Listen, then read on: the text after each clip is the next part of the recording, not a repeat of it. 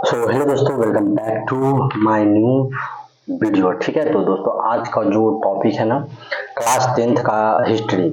ठीक है, आप लोग बहुत इंतजार कर रहे थे ये टॉपिक का, और मैं आज लेके आया हूँ। और आप लोग के लिए एक एक चीज़ को मैं समझा समझा के एक एक लाइन एनसीईआरटी का एक एक लाइन को मैं समझाऊंगा और आप लोग को बताऊंगा कैसे क्या पढ़ना है, कहाँ से क्वेश्चन आएगा।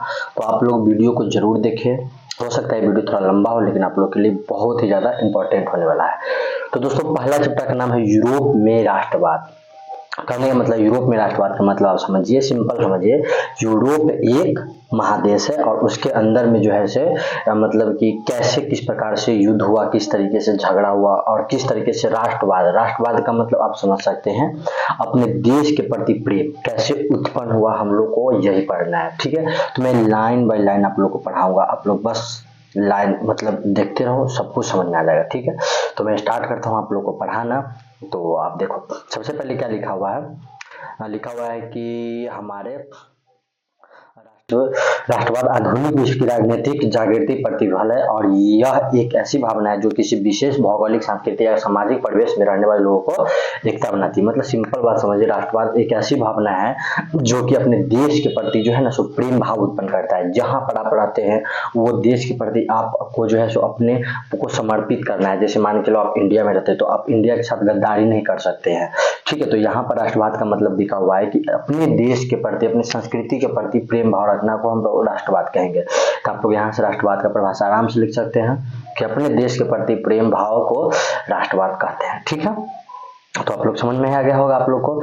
तो अब अगला समझ लेते हैं कि राष्ट्रवाद की भावना का मतलब बीजारोपण, मतलब राष्ट्रवाद वर्ड आया कहाँ से। ठीक है, पूर्ण जागरण काल में से ही हो चुका था, परंतु 1789 में फ्रांसीसी क्रांति से उन्नत रूप में प्रकट हुई 19वीं शताब्दी में जो यह उन्नत एवं आक्रामक रूप से सामने आए। इसके कारण थे यथेष्ट परिणाम और युगांतर। मतलब कहने का मतलब है राष्ट्रवाद का भावना कहाँ से उत्पन्न हुआ उसके बारे में हम लोग को अच्छे से जानकारी इसमें प्राप्त करना होगा। तो सभी लोग ध्यान से स्टेप बाय स्टेप देखें, आपको ये चैप्टर आराम से समझ में आ जाएगा। ठीक है, तो उसके बाद हम लोग क्या करेंगे, आप लोग ध्यान से देखेंगे। ठीक है, तो देखिए लिखा हुआ है कि यूरोप में राष्ट्रवादी भावना के विकास में फ्रांस की राज्य क्रांति तत्पश्चात नेपोलियन आक्रमणों का उत्पन्न कैसे हुआ, सो कहने का मतलब ये देखिए, यूरोप में जो है राष्ट्रीय भावना का उदय जो होता है दोस्तों, सो होता है फ्रांस की राज्य क्रांति तत्पश्चात नेपोलियन आक्रमणों के महत्वपूर्ण योगदान। कहने का मतलब है कि फ्रांस जो है ना, देखिए फ्रांस जो है एक यूरोपीय देश है, मतलब इसीलिए हम लोग यूरोप के बारे में पढ़ रहे हैं। फ्रांस में जो है सो नेपोलियन बोनापार्ट द्वारा जो है सो सिंपल समझिए राष्ट्रवाद की भावना का उत्पन्न किया गया। मतलब कि नेपोलियन बोनापार्ट एक अच्छा व्यक्ति था जो कि फ्रांस में मतलब कि अच्छा काम करके या फिर अच्छा से युद्ध करके लोगों को हरा करके लोगों के साथ अच्छा व्यवहार करके जो है सो यूरोप में राष्ट्रवाद की भावना का उदय करवाया। ठीक है, तो आप लोग यहाँ तक समझ में गए कि फ्रांस में राष्ट्रवाद भावना उदय नेपोलियन ने करवाया। उसके बाद क्या लिखा हुआ है आप लोग ध्यान से देखिए। उस पर लिखा हुआ है फ्रांस क्रांति में राजनीति के अभिजात वर्ग प्रवेश से बाहर अखबारों में सड़कों सर्वसाधारण बना दिया। कई राज्यों में नेपोलियन के अभियान द्वारा नवयुवकों का संदेश पहुंचा गया और जर्मनी, इटली और राजनीतिक नाम परिधि से बाहर वास्तविक राजनीतिक रूप जिसे इटली और जर्मनी की एक कमान पर किया। कहने का मतलब है कि एक अकेला बंदा जिसका नाम था नेपोलियन बोनापार्ट, जो फ्रांस में राष्ट्रीयता की भावना को उत्पन्न करने में बहुत बहुत बहुत ज्यादा अपना योगदान किया। तो उससे क्या हुआ कि बहुत सारे देश जो है सो जो बटे हुए थे, चाहे जिस देश के ऊपर आक्रमण हुआ था, चाहे जो देश एक दूसरे देश के मतलब कि वो बोलते हैं दबाव से उसके ऊपर शासन कर रहे थे, तो वहां के लोगों में राष्ट्रीयता का भावना उत्पन्न हुआ। ठीक है, और वहीं से इटली और जर्मनी के एकीकरण संभव हुआ। उसके बाद दूसरी तरफ नेपोलियन के नीतियों के कारण फ्रांसीसी प्रभुत्व और अधिपत्य विरुद्ध यूरोप में देशभक्ति संपूर्ण विक्षोभ भी जगा, और नेपोलियन के पतन के बाद यूरोप में विजय शक्ति ऑस्ट्रेलिया राजधानी 1815 में कर दी। कहने का मतलब है सिंपल बात है, समझिए आप, ये अपने यहाँ से लास्ट तक ने पढ़ा कि नेपोलियन का जो है सिस्टम 1815 तक रहा, और 1815 के बाद दोस्तों नेपोलियन के साथ बहुत बुरा होता है और वो बेचारा हार जाता है। और उसके बाद का कहानी आप लोग को मैं आराम से समझाऊंगा। ठीक है, तो आप ध्यान से समझना। उसके बाद क्या लिखा हुआ है, 1815 देखो यहाँ से क्वेश्चन बनेगा कि ऑस्ट्रेलिया राजधानी वियना सम्मेलन कब हुआ था? तो दोस्तों 1815 ईस्वी में। याद रखिएगा ऑस्ट्रिया की राजधानी वियना में ही हुआ था, इसीलिए इसका नाम जो है सो वियना सम्मेलन रखा गया, जिसका उद्देश्य था यूरोप में पुनः व्यवस्था स्थापित करना और नेपोलियन की दुकान करना। तो देखिए दोस्तों यहाँ पर आप लोग बहुत इंपॉर्टेंट क्वेश्चन होगा कि नेपोलियन ने जो मतलब कि व्यवस्था बना रखा था लोकतांत्रिक गणतांत्रिक व्यवस्था, जिसमें कि लोग अपने हिसाब से जी सकता है, लेकिन 1815 में वियना सम्मेलन हुआ तो ऑस्ट्रिया के जो राजा थे, आगे हम लोग पढ़ेंगे, उन्होंने कहा कि अब से 1815 के बाद से यूरोप में पहले वाली जो राज व्यवस्था थी वही चलेगा, नेपोलियन की व्यवस्था को हम लोग खत्म करते हैं। तो आप लोग समझ में आ गया होगा कि 1815 वाला वियना सम्मेलन कितना इंपॉर्टेंट है। तो ध्यान रखिएगा 1815 का वियना सम्मेलन हम लोग के लिए बहुत बहुत बहुत इंपॉर्टेंट है, ठीक है। क्यों? क्योंकि 1815 के बाद नेपोलियन युग खत्म होकर के अब आगे पढ़ेंगे मेटरनिक युग आता है, ठीक है। तो आप लोग को समझ में आ गया होगा। तो अब नेक्स्ट हम लोग टॉपिक पे चलते हैं, ठीक है। तो दूसरा सॉरी, यहाँ थोड़ा सा मेरा कैमरा गड़बड़ हो गया था, अब इसको हटा करके स्लाइड 2 लेते हैं। तो स्लाइड 2 हमारा ये आ गया, ठीक है। तो अब स्लाइड 2 में क्या है, आप लोग ध्यान से देखेंगे, उसका दिया हुआ है, एक बार इसको और बड़ा कर लेते हैं थोड़ा सा, ठीक है। ये ऊपर का मैप है, लिखा हुआ है यहाँ पे दोस्तों कि परंतु भाग लेने में थी राजनीतिक इस बात को समर्थ में जनतंत्र और राष्ट्रवादी की नई शक्ति निर्धारित करने वाले नए तत्वों को बढ़ रही थी। सिंपल बात समझिए कि 1815 में वियना सम्मेलन हुआ और नेपोलियन युग का अंत हो गया। अब सन 1815 में वियना सम्मेलन की मेजबानी ऑस्ट्रेलिया के चांसलर मेटरनिक ने किया। तो आपको क्वेश्चन पूछेगा कि 1815 में वियना सम्मेलन की मेजबानी किसने किया? तो आप लोग को बोलना है 1815 में वियना सम्मेलन की राजधानी ऑस्ट्रिया के चांसलर मेटरनिक ने किया, जो घोर प्रतिक्रियावादी था और ब्रिटेन, रूस, प्रशा और यूरोपीय शक्तियों से मिलकर ऐसी व्यवस्था का मुख्य उद्देश्य था शांति समूह को स्थापित करना। तो सिंपल बात है, वो घोर प्रतिक्रियावादी मतलब डेंजर टाइप का राजा था, जो चाहता था कि लोकतांत्रिक व्यवस्था नहीं चले, ओनली राजतंत्र चले, ताकि हम लोग राज कर सके। समझ में आ गया सब बच्चे को? तो हमको उम्मीद करते हैं कि यहाँ तक सभी लोग को आराम से समझ में आएगा। अब हम लोग तीसरा स्लाइड पर चलते हैं, और ये रहा तीसरा स्लाइड, और हम लोग आगे पढ़ेंगे इसमें हम लोग को क्या क्या पढ़ना है। यही भाई साहब मेटरनिक, ठीक है, था, जिसमें नेपोलियन था। तो आप लोगों ने दोस्तों जाना कि किस तरीके से जो है सो नेपोलियन बोनापार्ट का वियना सम्मेलन में जो है सो उसका जो भी व्यवस्था था जो खत्म किया और मेटरनिक आ गया। अब तो आप याद रखना मेटरनिक आप लोग रटते रहना। तो उसका उद्देश्य था, जिस नेपोलियन ने समाप्त किया था गणतंत्री प्रजातंत्र को फ्रांस की क्रांति को देन थे, उसका विरोध करना और पुरातन व्यवस्था मेटरनिक व्यवस्था को लागू करना। देखिए सिंपल बात समझिए, वियना सम्मेलन का यही उद्देश्य था कि नेपोलियन ने जिन लोकतांत्रिक प्रजातंत्र व्यवस्था को लाया था, मतलब लोग अपने हिसाब से अच्छे से जी सके, उस व्यवस्था को खत्म करना और मेटरनिक व्यवस्था लाना। तो मेटरनिक व्यवस्था क्या था वो आप लोग देखिए। मेटरनिक एक बहुत ही ज्यादा खच्चर राजा था, सिंपल बात समझिए, ठीक है, जो कि ऑस्ट्रिया का था, और वो चाहता था कि नेपोलियन द्वारा जो व्यवस्था लाया गया है उसको हटा के अपना व्यवस्था लाना। सिंपल बात समझिए, ठीक है। तो मैंने एक माइक चेक कर लिया। तो देखो, गणतंत्र एवं प्रजातंत्र जो फ्रांस की क्रांति की देन थी। देखो फ्रांस की क्रांति गणतंत्र और एवं प्रजातंत्र। गणतंत्र बोले तो नेपोलियन जो था, प्रजातंत्र तो पहले से वहां पर था ही, तो उसका विरोध करना, पुरातन व्यवस्था को पुनः स्थापना करना मेटरनिक व्यवस्था का उद्देश्य था। तो मैंने आप लोग को बता दिया। वियना सम्मेलन के माध्यम से यूरोप में जो क्या हुआ सो आप लोग को समझना पड़ेगा। वियना सम्मेलन के माध्यम से यूरोप में नेपोलियन युग का अंत और मेटरनिक युग की शुरुआत हुई। तो आपको यहीं से क्वेश्चन बन जाएगा कि वियना सम्मेलन का क्या उद्देश्य था। तो आप आराम से एक क्वेश्चन का आंसर दे सकते हैं कि वियना सम्मेलन का उद्देश्य यूरोप में नेपोलियन युग खत्म करना और मेटरनिक युग शुरुआत करना। इटली पर अपना प्रभाव स्थापित करने के लिए मेटरनिक ने कई राज्यों में विभाजित कर दिया। अब देखिए इटली का जो है सर मेटरनिक क्या हाल करता है, आप समझिए, कर दिया उन्हें। उसको जो है इटली को जो है सो अलग अलग राज्यों में विभाजित कर दिया था मेटरनिक ने। उनके राज्यों को प्रभावित किया। सिसिली, नेपाल के प्रदेशों को बुर्बो वंश के सम्राट फर्डिनेंड को दे दिया। मतलब सिसिली और नेपाल जो वहाँ का इटली का जो इलाका था उसको फ्रांस को दे दिया। रोम और उसके आसपास के क्षेत्र को पोप को दे दिया। लोम्बार्डी और वेनेशिया पर ऑस्ट्रेलिया खुद अपने से अधिकार कर लिया। मतलब देख रहे हैं, इलाका किसी और का है, राज कोई और कर रहा है, चोट्टा कहीं का। उसके बाद लुम्बार्डी में वेनेसिया ऑस्ट्रेलिया की प्रभुता कायम है। परमा मोर्डीना और टस्कनी के प्रांत हेवेंसबर्ग राजवंश को दे दिया तथा जिनेवा और सर्डेनिया पिडमॉन्ट के राजा सम्मिलित कर दिया। और इसी तरह जो है सो 39 रियासतों में जो है सो बांट दिया इटली को। तो देखिए इतना डेंजर था कि अपने तो जो था ही, फ्रांस में जो है पुरानी व्यवस्था ले ही दिया और इटली को भी है सो बहुत सारे भागों में बांट दिया। और कोई भाग किसी को, कोई भाग किसी को, कोई भाग किसी को दे दिया। तो यहीं से क्वेश्चन आगे जाके बनेगा। देखिए इटली को बहुत भागों में बांटा, 39 भागों में बांट दिया है। जैसे मान के चलिए इटली हुआ, ठीक है, ये इटली हुआ, इसको तोड़ के 39 भागों में बांट दिया। तो जब 39 भागों में बांट दिया तो कभी ना कभी तो एक तो जरूर होगा, तो उसी का नाम एकीकरण पड़ जाएगा। तो आगे हम लोग ये भी पढ़ेंगे, ठीक है। तो आप लोग आप ध्यान देंगे, जिस अप्रत्यक्ष में ऑस्ट्रेलिया का अधिकार स्थापित कर दे और उसी 39 भागों में जो है किसी न किसी तरीके से ऑस्ट्रेलिया अपना मतलब कि स्थापित किया, ठीक है। पुरातन व्यवस्था जो है सो लेकर के आया अपना, और किसी न किसी तरीके से इटली में भी जो है ऑस्ट्रेलिया जम गया।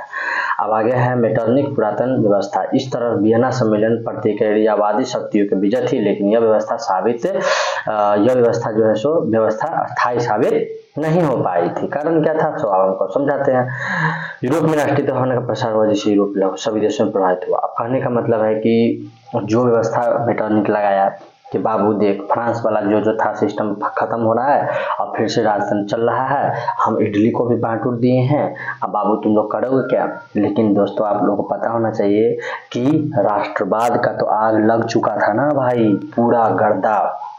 तो लेकिन धीरे धीरे लोग जो है, लोग के अंदर में आक्रोश की भावना उठा, लोग गुस्सा होने लगे और बोलने लगे कि नहीं, हमको आज़ादी चाहिए, हमको नेपोलियन व्यवस्था चाहिए, हमको ये व्यवस्था नहीं चाहिए, इस तरीके से, ठीक है।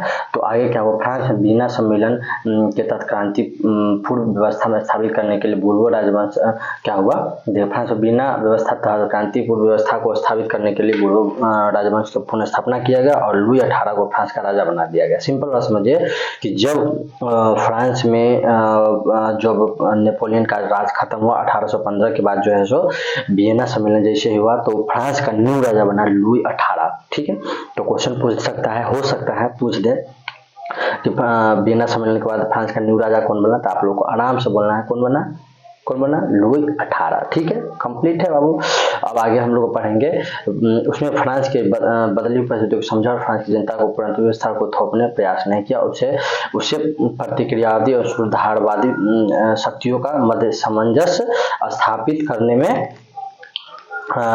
का प्रयास किया तथा उसी उद्देश्य से 2 जून 1814 सम्राट के संवैधानिक घोषणा पर जारी किए गए। देखिए लुई 18 के बारे में थोड़ा सा समझ लेते हैं कि लुई 18 जब राजा बना तो वो थोड़ा ठीक ठाक राजा था। देखा कि चलो ठीक है, फ्रांस के लोग अच्छा से काम कर रहे हैं, सब कुछ ठीक है, लोग उनके द्वारा जो है सो राजा को सम्मान भी दिया जा रहा है, तो लोग भी ज्यादा कुछ नहीं बोलते थे और फ्रांस का जो लुई 18 था वो भी नहीं बोलता था, क्योंकि उसको पता था कि अगर हम ज्यादा हीरो बनेंगे तो हमारा हाल क्या होगा, लुई 16 की तरह गिलोटिन पर सीधा चढ़ा देगा।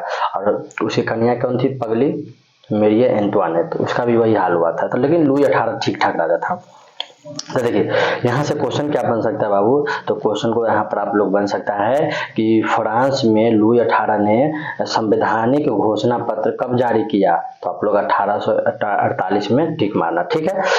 और 1800 क्या है, सॉरी इस वजह से 2 जून 1814 में फ्रांस में संवैधानिक घोषणा पत्र जारी हुआ, याद रखिएगा 2 जून 1814, ठीक है।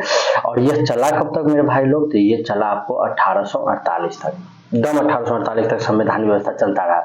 4 दशक के शासनकाल में क्या हुआ, जब लुई 18 का काम हो जाता है तो फिर आते हैं चार्ल्स दशम भैया, परिवर्तन हुआ और 1830 क्रांति सामने। अब चार्ल्स दशम जी आते हैं, देखिए तो लुई 18 के टाइम में कोई झगड़ा लड़ाई नहीं हुआ, आप लोग पता है। तो लुई 18 भाई जी गए तो आए चार्ल्स दशम भाई, याद रखिएगा चार्ल्स दशम। तो चार्ल्स दशम के समय 1830 की क्रांति हुई, आप लोग इसको एकदम अच्छे से याद रखिएगा, ठीक है मेरे भाई लोग। कोई दिक्कत आप लोग को नहीं होगा। तो अब हम बढ़ते हैं तीसरा स्लाइड की ओर। तो तीसरा स्लाइड हमारा हो चुका है, अब हम लोग बढ़ेंगे चौथा स्लाइड की ओर। तो ये रहा आपका यूरोप में 1830 की क्रांति में कैसे क्या हुआ आप लोग को अब समझाएंगे। तो दोस्तों आप लोग को पता है, शुरू से एक बार हम लोग रिवीजन कर लेते हैं। सबसे पहले 1815 तक व्यवस्था सब कुछ ठीक था। तो उसके बाद वियना सम्मेलन हुआ। वियना सम्मेलन में आए हमारे ऑस्ट्रिया के चांसलर मेटरनिख भैया, और मेटरनिख भैया क्या काम किए, फिर से वही राजतंत्र व्यवस्था लेकर के आए और फ्रांस को, इटली को, सबको एक तरह से अपना दबदबा हासिल करवा दिए और अपना राज करते थे अकेला मेटरनिख भैया। मेटरनिख भैया क्या काम किए कि इटली को भी बहुत भाग में बांट दिए और इटली में भी फ्रांस का लोग को धोखा दिए। तो यहाँ से क्या हुआ, उसके बाद वहाँ का राजा को लुई 18 को बना दिए। तो लुई 18 तक सब कुछ ठीक चला। लुई 18 से क्वेश्चन क्या बना था, संवैधानिक लोकतंत्र कब लागू हुआ, तो 2 जुलाई 1814 ईस्वी को। तो इस बात आप लोग को हमेशा ध्यान रखना है, ठीक है। तो आप लोग को वीडियो को ध्यान से सुनोगे ना, मजा आएगा पढ़ने में, मैं लिटरली बता रहा हूँ, बहुत मजा आएगा। हाँ लंबा होगा बट मजा आएगा, ठीक है।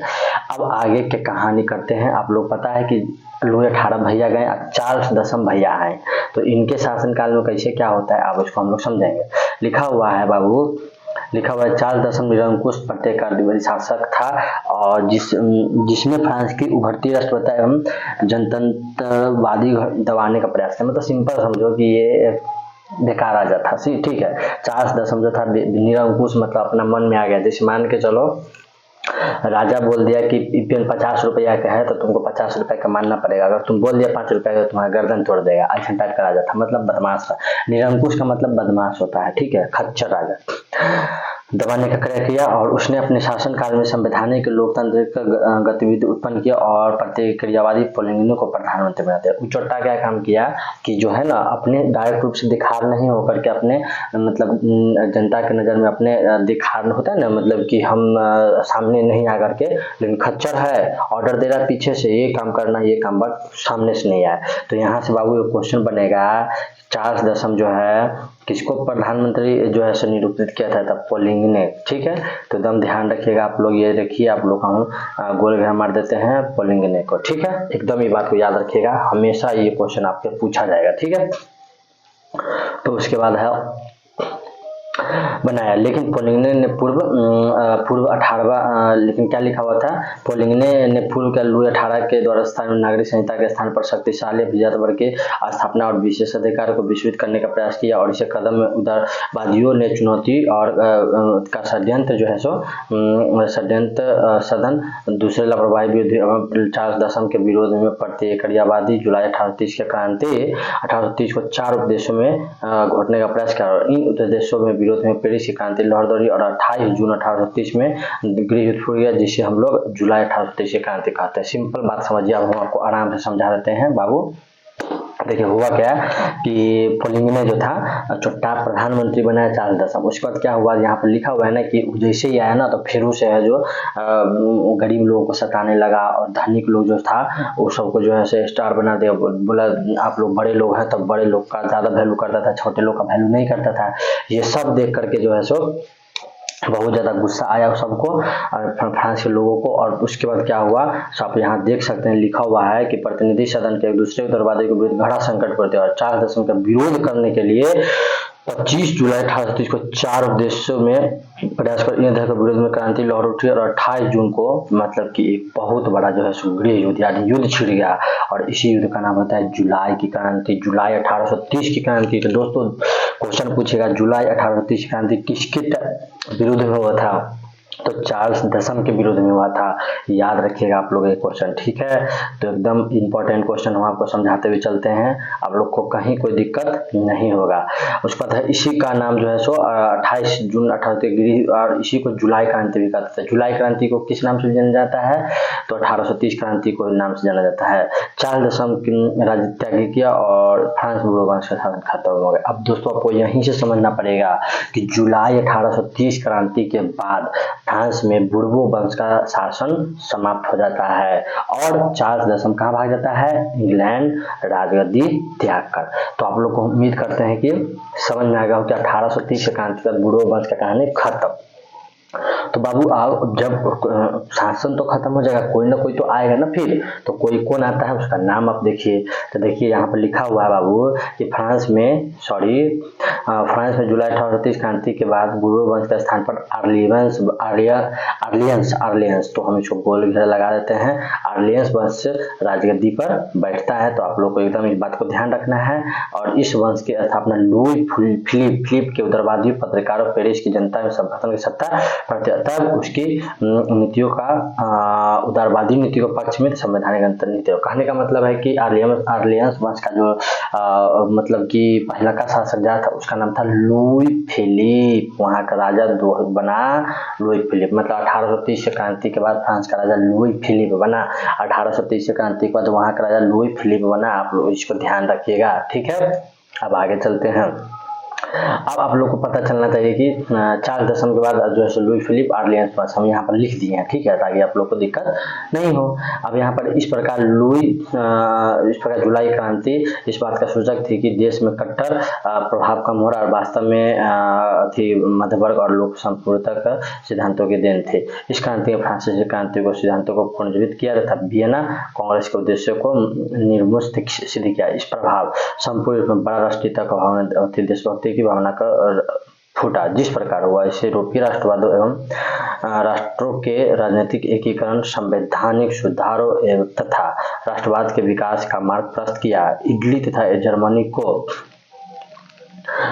जर्मनी का एकीकरण एवं यूनान, पोलैंड, हंगरी तत्कालीन विस्तार रखते हुए। कहने का मतलब है कि 1830 की क्रांति से पूरा इलाका चेंज हो गया, सभी के बीच में राष्ट्रवाद की भावना उभरा। तो आप लोग यहाँ से आप लोग का जब क्वेश्चन आंसर आएगा तो मैं आपको बताऊंगा और मैं आपको समझा भी दूंगा कि मैंने आपको क्या पढ़ाया था, और वहीं से आंसर लिख देना है, कोई दिक्कत नहीं, आप लोग को इजीली में बनेगा। तो चौथा स्टेप भी मैंने जो भी है सब कुछ अच्छे से समझा दिया। अब हम लोग आते हैं 5वां स्लाइड पे। तो 5वां स्लाइड ये रहा और आप लोग को बताएंगे एक एक स्टेप कर करके समझाएंगे। इस तरीके से जो है सर इस तरीके से इस आंदोलन खड़े हुए और चलकर फ्रांस में लुई फिलिप का खिलाफ आवाज उठाने के लिए फ्रांस में एक नई क्रांति हुई। अब कहने का मतलब है, देख रहे हैं, सिंपल समझिए, फ्रांस में कोई राजा अच्छा बन ही नहीं रहा है। नेपोलियन गया उस पर फिर लुई 18 आया, लुई 18 के बाद चार्ल्स 10 आया, चार्ल्स 10 के बाद जैसे लुई फिलिप आया। और आप देख सकते हैं यहाँ पर लिखा हुआ है, आप ध्यान से देखिए इस लाइन को कि लुई फिलिप के खिलाफ आवाज उठाने के लगे फ्रांस में एक और क्रांति हुई। मतलब वो भी कुछ काम ऐसा कर दिया जो कि लोगों को पसंद नहीं हुआ और फिर से क्रांति हुआ जिसका नाम पड़ता है बाबू 1848 की क्रांति। तो आप लोग को ध्यान रखना पड़ेगा, लुई 18 के टाइम में कौन क्रांति हुआ तो नहीं हुआ। चार्ल्स दशम की क्रांति कौन हुआ तो चार्ल्स दशम के समय 1830 का क्रांति हुआ। और उसके बाद आपको ध्यान रखना पड़ेगा सन 1848 की क्रांति तो लुई फिलिप के कारण हुआ। क्यों हुआ आप लोग को अब मैं समझाता हूँ बारी बारी से, ठीक है दोस्तों। तो लुई फिलिप एक उदारवादी शासक था जो बहुत महत्वाकांक्षी था। उसने विरोधियों को खुश करने के लिए स्वर्णिम मध्यवर्गीय नीति का अवलंबन करते 1840 में गीजो को प्रधानमंत्री नियुक्त किया। तो देखिए, एक पोलिंगने को किया था, चार्ल्स दशम पोलिंगने को, और 1848 की क्रांति यानी कि लुई फिलिप जो है सो गीजो को नियुक्त किया। तो देखिए, अपने से काम नहीं करता था, प्रधानमंत्री नियुक्त करवा लेता था और काम गड़बड़ा देता था यहीं पर, ठीक है। अब हम लोग आगे समझेंगे कि कैसे क्या हुआ, ठीक है। हुआ क्या, मतलब कि 1848 के गीजो प्रधानमंत्री जो कट्टर प्रत्येकवादी था, वह किसी भी तरह के वैधानिक सामाजिक कार्य के विरुद्ध था। मतलब देखिए, अपने ठीक था लेकर लुई फिलिप, लेकिन प्रधानमंत्री को नियुक्त किया गीजो को, जो एकदम मतलब खत्म था। क्या तरह पता है, एकदम गजेरी की तरह, मतलब गांजा पी करके फुल रहता था एकदम, तो उस तरीके का राजा था, ठीक है, मतलब प्रधानमंत्री था। तो स्वाभाविक है कि भाई गजेरी बनोगे तो भाई जनता को कैसे संभालोगे, तो यहाँ तो भाई जनता संभालना, देश में संभाल लो भाई। प्रधानमंत्री गांजा पीने वाला निकल जाए तो गड़बड़ हो जाएगा ना बाबू। तो यहाँ पर गीजो नाम है, गीजो गांजा पीने वाला, याद रखना, गीजो से गांजा पीने वाला, ठीक है। अब आगे क्या हुआ, प्रतिक्रियावादी था और धीरे धीरे गड़बड़ क्या सिस्टम हो गया कि वैधानिक सामाजिक आर्थिक सुधारों के लुई फिलिप पूंजीपति वर्ग को रखना पसंद किया। कहने का मतलब है कि जो भी काम धंधा करवाता था ना, तो उसमें जो गीजो जी है धनिक लोग सब बोला था, और गरीबा का कोई पूछे नहीं। अब फ्रांस में ज्यादा ज्यादा जनसंख्या के करता है गरीब आदमी का, तो यहीं से काम गड़बड़ होना ही है। लुई फिलिप जो है शासन कार्य में अभिरुचि नहीं रहता था और उसके किसी तरह का सुधार कार्य नहीं किया। उसी तरह विदेश नीति में किसी भी सफलता नहीं हुई। इससे शासन काल में देश में भूखमरी बेरोजगारी व्याप्त होने लगी, जिसकी वजह से गीजो आलोचना होने लगी। सुधारवादियों ने 22 फरवरी 1848 ईस्वी को पेरिस में थिएटर्स नेतृत्व का विशाल भोज का आयोजन किया और जगह जगह अवरोध लगाया और लुई फिलिप को राजगद्दी छोड़ने पर मजबूर किया। और 24 फरवरी को लुई फिलिप जो है राजगद्दी त्याग कर इंग्लैंड गया और तत्पश्चात नेशनल गणतंत्र की घोषणा हुई। तो देखिए यहाँ पर सिस्टम जो है आप लोग समझ में आ गया होगा। लुई फिलिप को भी जो है सब आदमी मिलकर जो है सो भगा देता है और वो भी बेचारा चल जाता है। और 1830 क्रांति कब होता है? 22 फरवरी 1848। तो याद रखिएगा लुई फिलिप के समय 1848 की क्रांति हुआ था। ये बात हमेशा ध्यान रखिएगा। क्यों हुआ था? उसके प्रधानमंत्री गीजो के कारण, गजेरी था, उसको कोई मतलब नहीं था, छोटे लोगों से बड़का लोग को हमेशा पूछता था बस, ठीक है। और उसके बाद जो है से जब जैसे ही वो गया भागा, उसके बाद नेशनल असेंबली की घोषणा करते हुए 21 वर्ष की उम्र वयस्क को पुरुष मताधिकार किया गया। कहने का मतलब जैसे ही गया उसके बाद नेशनल असेंबली की घोषणा हुई और 21 वर्ष के जितना भी आदमी है, पुरुष को सिर्फ, याद रखिएगा महिला का बात यहाँ नहीं रहा, सिर्फ पुरुष का, तो पुरुष को 21 वर्ष के जितना पुरुष है उसको जो है सब वोट देने का अधिकार मिल गया। तो दोस्तों हम लोग उम्मीद करते हैं कि आप लोगों को समझ में आ रहा होगा। हम लोग शुरू से एक बार देख लेते हैं। हम लोग 1815 वियना सम्मेलन पढ़े, फिर उसके बाद हम लोग पढ़े लुई 18 के बारे में, फिर मेटरनिक भैया के बारे में, पहले मेटरनिक के बारे में पढ़े, फिर लुई 18 के बारे में, फिर चार्ल्स दशम के बारे में। ये सब चीज़ हम लोग पढ़ते जा रहे हैं। उसके बाद फिर हम लोग आगे फिलिप भैया के बारे में पढ़े। 1830 की क्रांति से क्वेश्चन जो आएगा वो भी मैंने आपको बता दिया है, ठीक है। तो उसके बाद जो है सो इसको हमेशा ध्यान रखिएगा आप लोग। और गणतांत्रिक नेता मार्टिन लूथर, सुधारवादियों का नेता लुई ब्लॉक था। शीघ्र दोनों मतभेद आरंभ होगा। लुई नेपोलियन फ्रांस का राजा बना। जैसे ही सारा व्यवस्था खत्म हुआ तो फिर फ्रांस में एक नया राजा बना जिसका नाम था लुई नेपोलियन फ्रांस का सम्राट, जो कि नेपोलियन का भतीजा था। तो देखिए नेपोलियन का कहने का मतलब लुई फिलिप का जब राजा खत्म हुआ तो Louis Napoleon France, Louis Napoleon, ठीक है। लुई नेपोलियन फ्रांस का राजा बना और वो ये नहीं पूछेगा कि नेपोलियन का क्या लगता था, ये सब नहीं पूछेगा, ठीक है। यहाँ से ज्यादा क्वेश्चन नहीं बनता है, लेकिन हाँ एक क्वेश्चन बन सकता है कि लुई फिलिप के बाद कौन राजा बना, तो लुई नेपोलियन, ठीक है। अब इसके बाद क्या हुआ इस क्रांति के, ठीक है। इस क्रांति ने सिर्फ फ्रांस की पुरातन व्यवस्था का अंत किया, बल्कि Italy, Germany, Australia, Switzerland, Denmark, Ireland, England को इस क्रांति में प्रभावित हुआ। इटली, जर्मनी उग्रवादी बढ़ते हुए असंतोष फायदा उठाया और राष्ट्रीयकरण एक के दौरान मांगों के और संवैधानिक। कहने का मतलब सिंपल है, यही 1848 की क्रांति के बाद जितना भी देश सब था, जो दूसरा देश इसके ऊपर राज करता था, उसके देश में जो लोग सब उसके बीच में राष्ट्रीयता भावना उभर गया और सबका मन में आ गया कि अब नहीं छोड़ेंगे, अब जो कोई हीरो बनेगा तो मार खाएगा, ठीक है। इस तरीके से समझ लेना, ठीक है। तो सब में राष्ट्रवाद का होना हो गया। अब उसके बाद हमारा बाबू पढ़ना है हम लोग को इटली का एकीकरण। तो दोस्तों मैंने आप याद करो, जब मैंने आपको 1815 का मेटरनिक व्यवस्था समझाया था तो मैंने आपको क्या बोला था आपको कि वहां पर इटली को जो है सो चोट्टा मेटरनिक 39 भागों में बांट जाता है। तो स्वाभाविक है कि इटली के लोगों में भी राष्ट्रवाद की भावना हुआ होगा कि देख रहे हैं 1830 से क्रांति हुआ, फिर 1848 से क्रांति हुआ और लोग सब जीत रहा है, तो वहां का लोग सब समझा कि अब जो है सो इटली भी एकीकरण होना चाहिए, ठीक है। तो हमको लग रहा है कि आप लोग को आराम से समझ में आ रहा होगा। इटली में 20वीं शताब्दी का आरंभ में भौगोलिक अभिव्यक्ति था जहाँ कई स्वतंत्र राज्य हुआ करते थे, इस कारण वहाँ अलगाव की भावना थी। 19वीं शताब्दी में आप लोग को मैंने बता दिया था कि क्या स्थिति है इटली में एक राष्ट्र के रूप में। अब आगे हम लोग 5वां स्लाइड पर बढ़ेंगे, 6ठा स्लाइड पे। तो क्या था 6ठा स्लाइड, आप लोग को अच्छे से समझाते हैं, ठीक है वो दोस्तों। तो यहाँ ये रहा आपका 6ठा स्लाइड। तो यहाँ पर लिखा हुआ कि थोड़ा सा और बड़ा कर लेते हैं ना, मजा आएगा थोड़ा सा और बड़ा में। हाँ ये रहा। तो आप यहाँ पर देख सकते हैं दोस्तों कि स्थापित मतलब कि इटली में हम लोग को कैसे क्या वो हुआ, एकीकरण हुआ, उसके बारे में पढ़ना है। जैसे इटली में ऑस्ट्रिया और फ्रांस के विदेशी राष्ट्रों का हस्तक्षेप था, एकीकरण का इसका विरोध असंभव था। इधर रोम मतलब इसकी नैतिक धार्मिक दृष्टिकोण से, कहने का मतलब यहाँ पर जो बात लिखा हुआ है इसमें कि इटली के ऊपर एकीकरण होना बहुत कठिन था। आप देख सकते हो वहाँ पोप भी रहता था जो कि ऑस्ट्रेलिया वाला रखा था, वहाँ फ्रांस का भी लोग रहता था दो कि ऑस्ट्रेलिया बड़ा रहता था। अब सबको भगा करके एक करना बहुत ही मुश्किल काम था मेरे दोस्तों। तो अब हम लोग उसी के बारे में पढ़ेंगे कि क्या था क्या बना, ठीक है।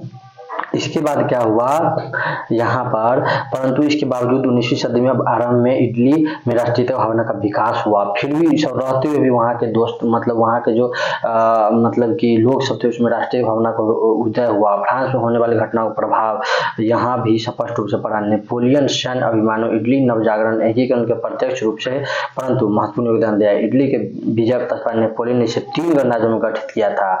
मतलब इटली को जब नेपोलियन मतलब कि जब जीता था, जब एक टाइम था कि नेपोलियन भी इटली को जीत लिया था, तो उसको मात्र 3 राज्य में मतलब कि अति किया था। पहला था सिस्पाइन गणराज्य, दूसरा था लिगुलियन और तीसरा था ट्रांसपेडेन। तो दोस्तों यहाँ आप लोग को हमेशा ध्यान रखना पड़ेगा कि नेपोलियन इटली को जीतने के बाद उसे 3 भागों में बांटा था। पहला सिस्पाइन गणराज्य, उसके बाद लिगुनियन गणराज्य बोल सकते हैं, ट्रांसपेडेन गणराज्य बोल सकते थे। उसके बाद जो है सो उसके यातायात व्यवस्था को भी चुस्त दुरुस्त किया था, संपूर्ण देश में शासन अधीन लगाया। इसी कारणों से वहाँ जागृता। नेपोलियन का पतन 1814 के बिना सम्मेलन के साथ इटली को पुरानी व्यवस्था में उद्देश्य में 2 राज्यों पिडमॉन्ट और सर्डिनिया का एकीकरण दिया और इस प्रकार इटली का एकीकरण की दिशा तय होने लगी।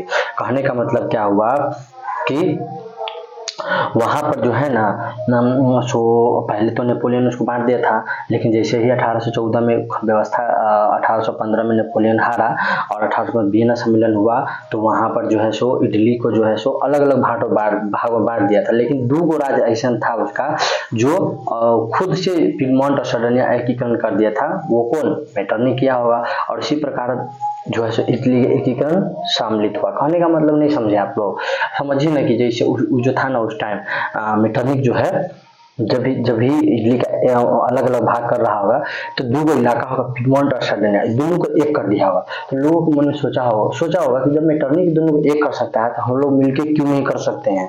और फिर उसके बाद से आगे का कहानी हम लोग पढ़ेंगे। तो छठा कहानी हम लोग को क्या पढ़ना है, छठा हो गया है, छठा सतमा कहानी है आगे।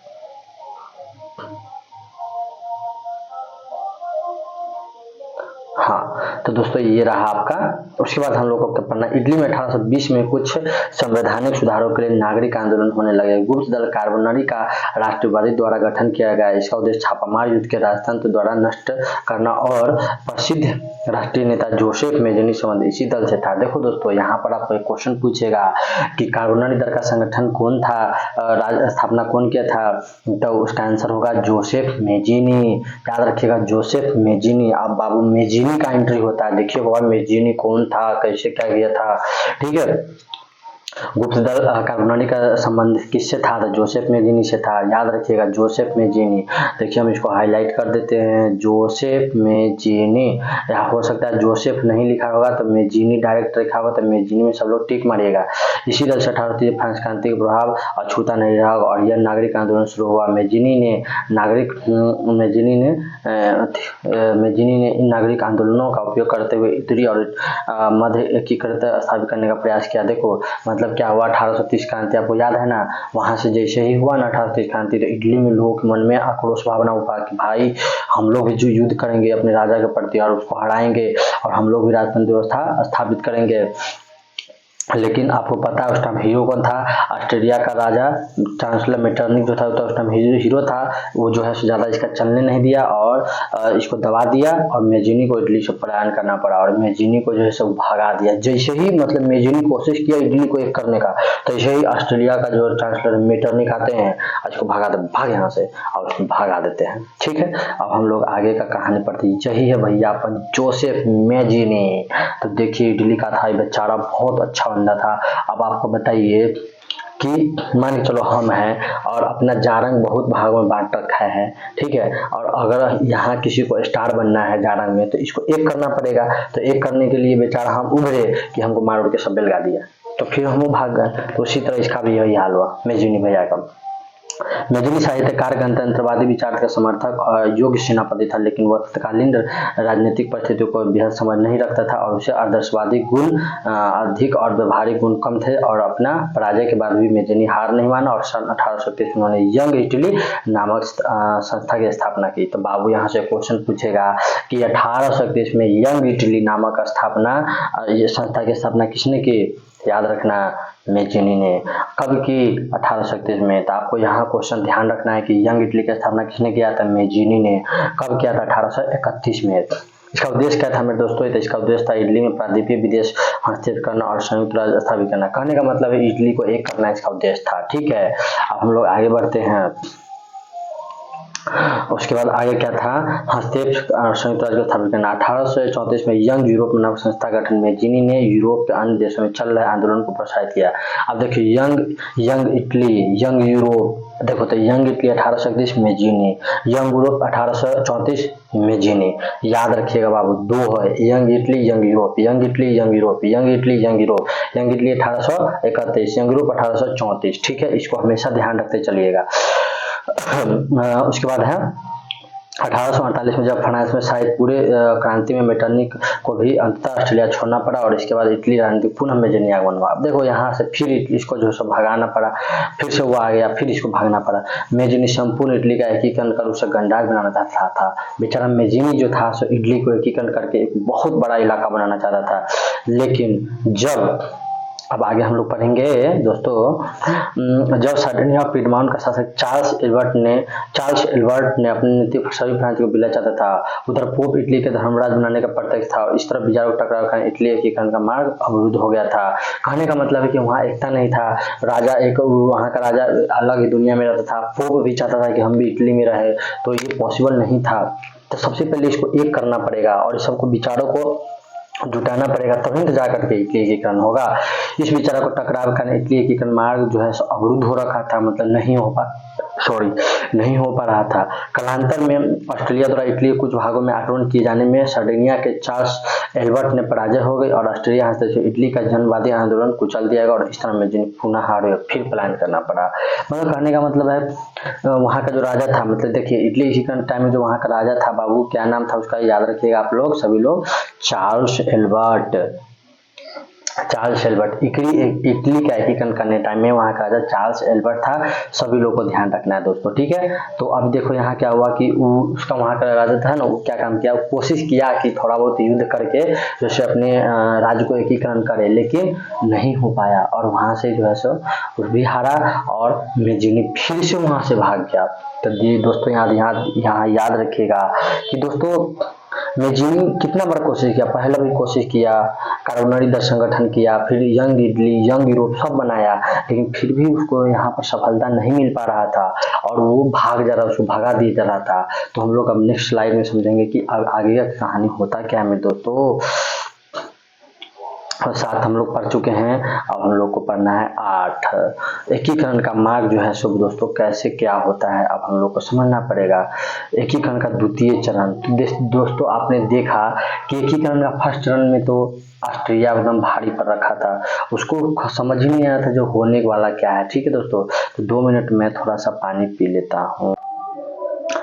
तो दोस्तों आपने देखा कि इटली एकीकरण का द्वितीय चरण, अब हम पहले चरण में तो आपने देखा कि ऑस्ट्रेलिया पर जो है सो ऑस्ट्रेलिया वाला जो है सो बहुत ज़्यादा भारी पड़ा और उसको जीतने ही नहीं दे रहा था और वहाँ से सिस्टम ही खराब हो पा रहा था। लेकिन एक टाइम ऐसा भी आया द्वितीय चरण में क्या था देखिए, आप लोग ध्यान से देखिए।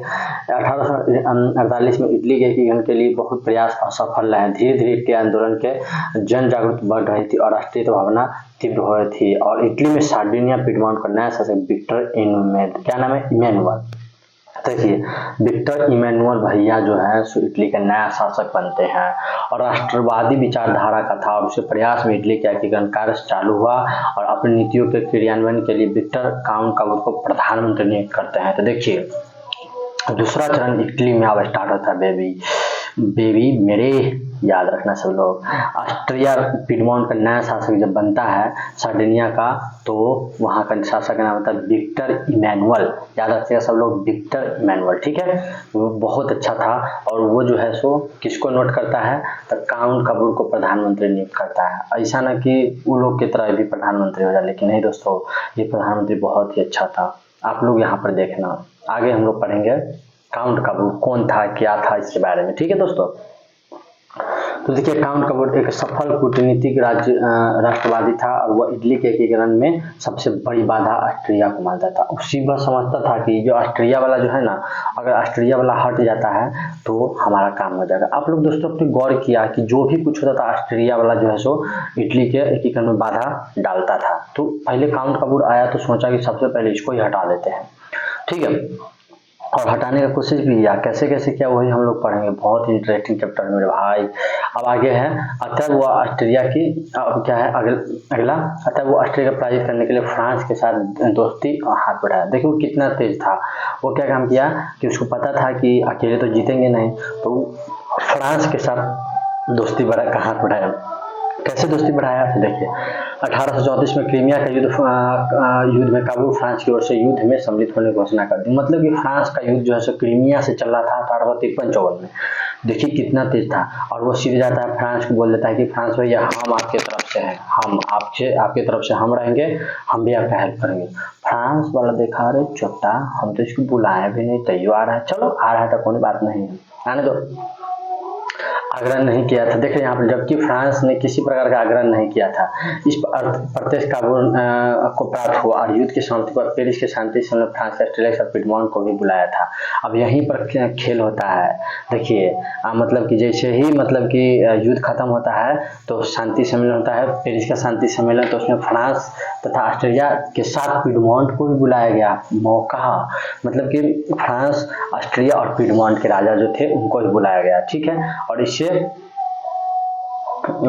क्या हुआ, इससे काबूल की महत्ता बढ़ गई, और इसे सम्मेलन में काबूल के इटली में ऑस्ट्रेलिया का हस्तक्षेप में गैर कानून घोषित किया गया, जिसके कारण संपूर्ण यूरोप में इटली ध्यान समस्या को अपने कूटनीतिक बल प्रदान किया। कहने का मतलब है कि पहला ऐसा मीटिंग था जिसमें कि फ्रांस द्वारा ऑस्ट्रिया के इटली के आदमी को बुलाया गया, तो ये बहुत बड़ा बात है। और वहाँ पर जो है सो इटली में फ्रांस को बोला गया कि देखिए ऑस्ट्रिया वाला हम लोग को दबा के रखता है, ये चीज़ गलत है, और इसको जो है सो एक इंटरनेशनल न्यूज मान दिया गया कि हाँ सही बात है, अब ऑस्ट्रिया वाला जो है सो तुम लोग को दबा के नहीं रख सकता है। तो देखिए कहाँ से स्टार्ट हुआ, द्वितीय चरण में इटली क्या क्या संभव हुआ, पहले चरण में तक उस काम में गड़बड़ा रहा था सब कुछ, ठीक है।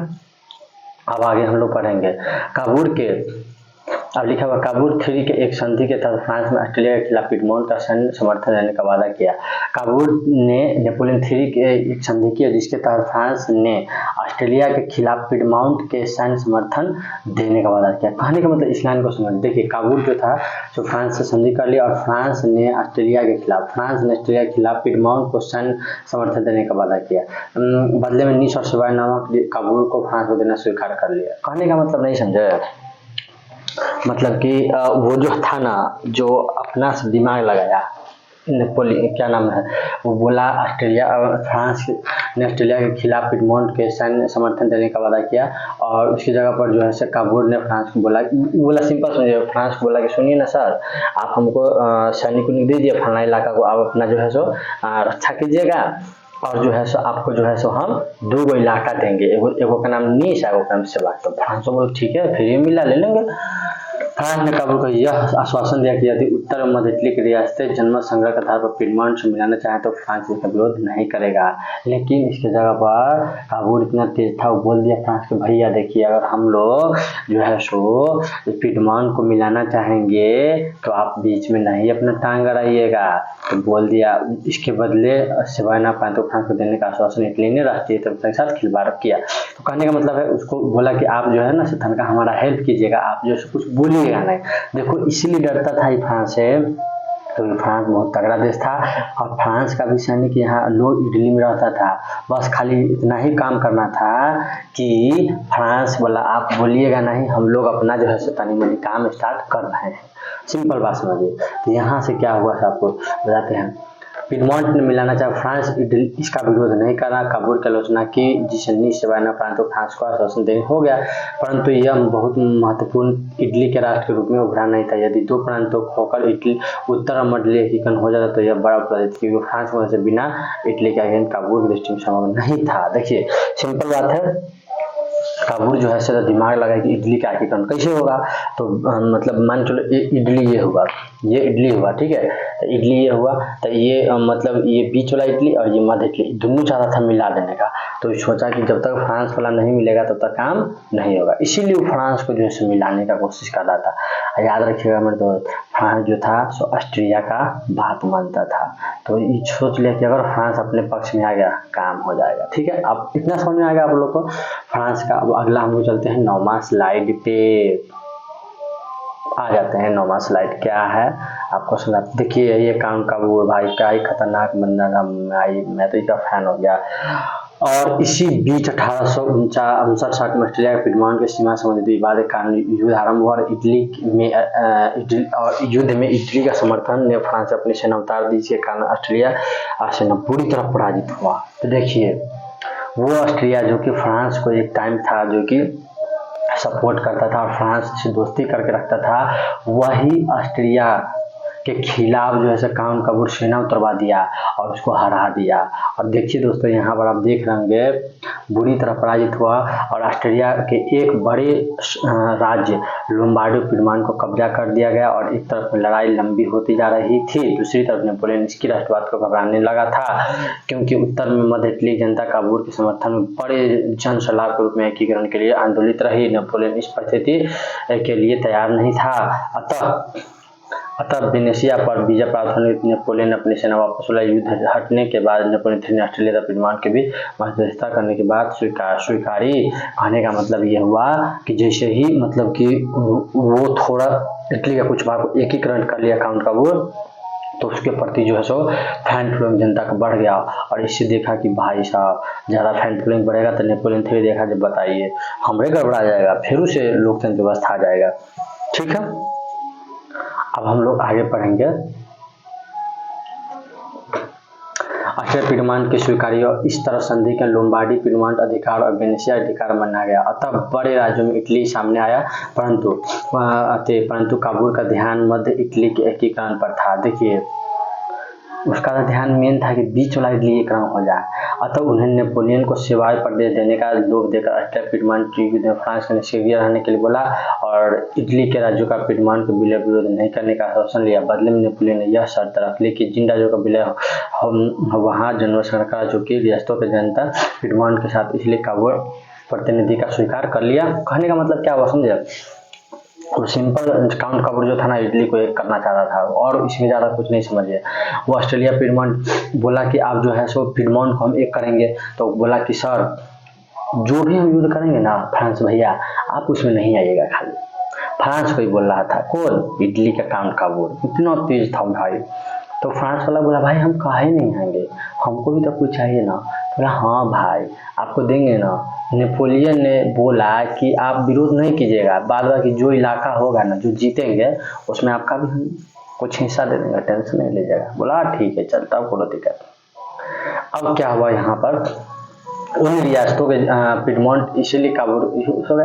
1860 के काबुल में रोम को छोड़कर उत्तर मध्य इटली को सभी रियासतों जैसे परमा मोरेटो साथ में मिला लिया। अब देखिए दोस्तों फ्रांस की सहायता से मतलब पूरा इलाका को स्वीकार लिया। जैसे काबुल ने 1860-61 तक जैसे मध्य इटली को भी सभी रियासतों परमा मोरेना टस्कनी सबको मिला लिया तथा जन्म सगर की पुष्टि कर ऑस्ट्रेलिया और फ्रांस को इंग्लैंड को पिडमॉन्ट को समर्थन भय से कदम नहीं उठा सका और दूसरे ऑस्ट्रेलिया जर्मनी की समस्या जूझ रहा था। इसी प्रकार समझ में आ गया तो कितना तेज था आपको ये काउंट काबूल आपने देखा। अब हम लोग नेक्स्ट स्लाइड पर चलते हैं 10वां पर, आप इसका सारा कहानी समझ में आ जाएगा।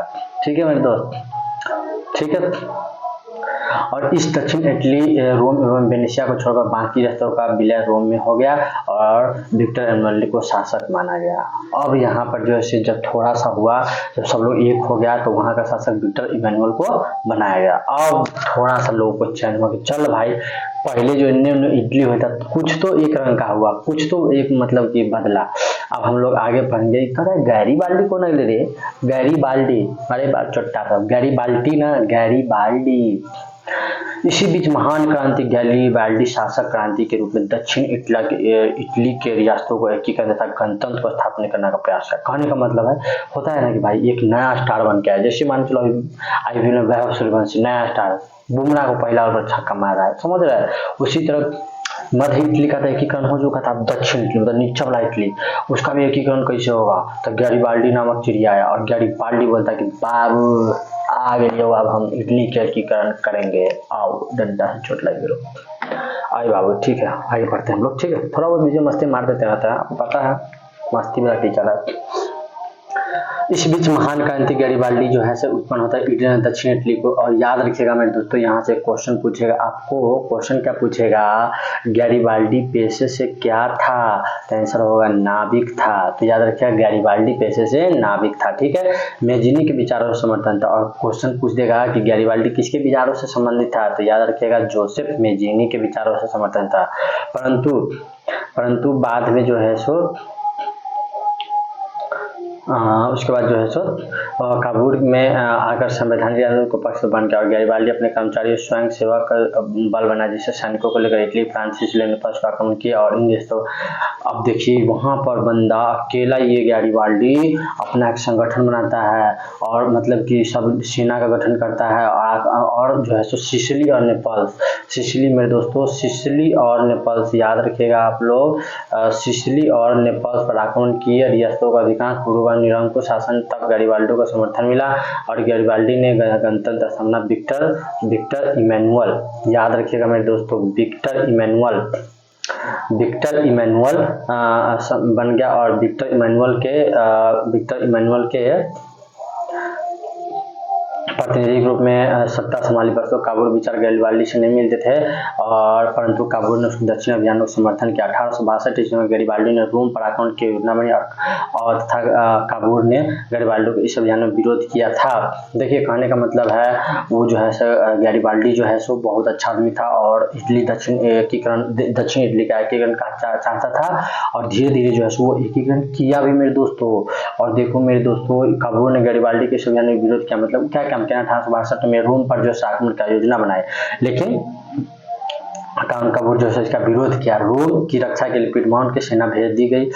इसी बीच गैरीबाल्डी की भेंट काबुल से हुई और उसने रोम के अभियानों की योजना त्याग दी और दक्षिण इटली के जीते गए क्षेत्रों को बिना किसी संधि के गैरीबाल्डी ने विक्टर इमानुएल को सौंप दिया। भाई मतलब कि जब वो गैरीबाल्डी प्लान बन रहा था कि रोम को भी युद्ध से जीत जाएंगे, तो काबुल से मिला और काबुल बोला कि आप ये इसको जो है सो मत कुछ कीजिए और इसको आप छोड़ दीजिए। तो उसके बाद जो है सो गैरीबाल्डी जो है सो काबुल का बात मान लेता है और वो रोम पर हमला नहीं करता है। दोस्तों आप लोग यहाँ जानकर एक बात बहुत बढ़िया वो होगा, मतलब कि आश्चर्यजनक वाली बात होगा कि सोचो गैरीबाल्डी एक ऐसा व्यक्ति था जो दक्षिण इटली को एक ही करने का कोशिश किया और वो चाहता था तो वहाँ का राजा बन जाता, लेकिन वो नहीं बना मेरे दोस्तों।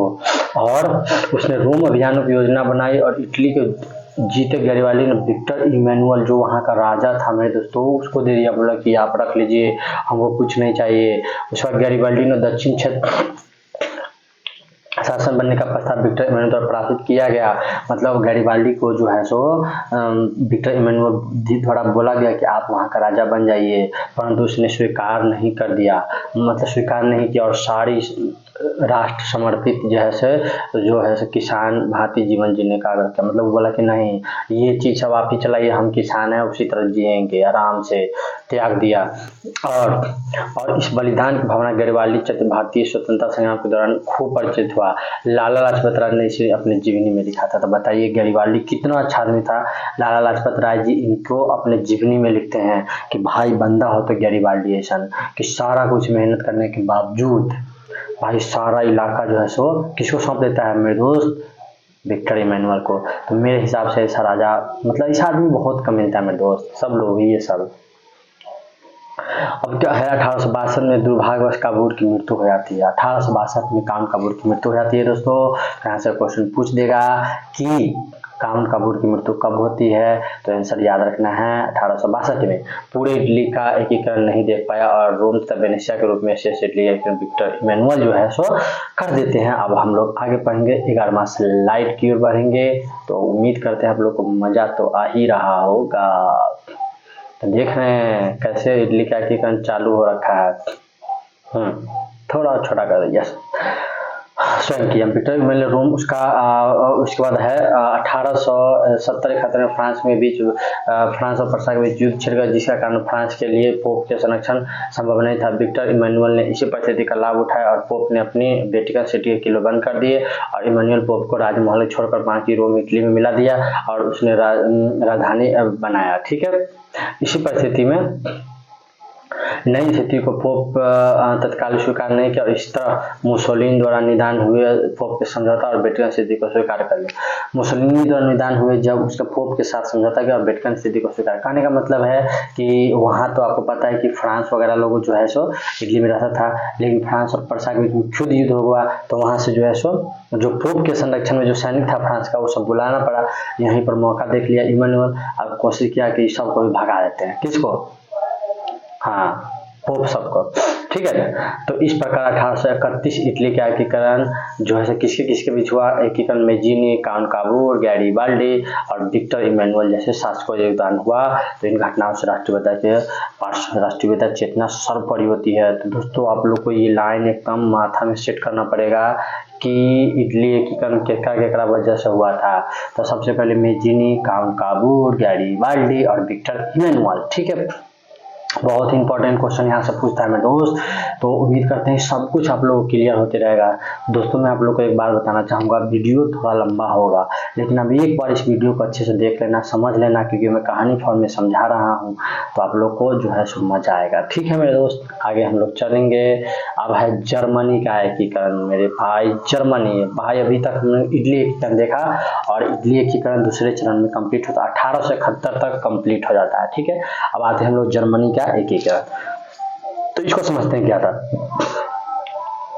तो देखिए जर्मनी के एकीकरण में क्या था कि इटली के एकीकरण के दौरान जर्मन क्षेत्रों में समान प्रतिक्रिया चल रही थी। देशों में एकीकरण का लगभग साथ ही संपन्न हुआ था। मतलब कि इटली का एकीकरण उधर चला था, इधर जर्मनी के लोग भी पगलाए थे। ठीक है, सिंपल बात समझिए। जर्मनी के लोग सभी चाहता था कि हो भैया हम लोग करवा देते हैं का एकीकरण।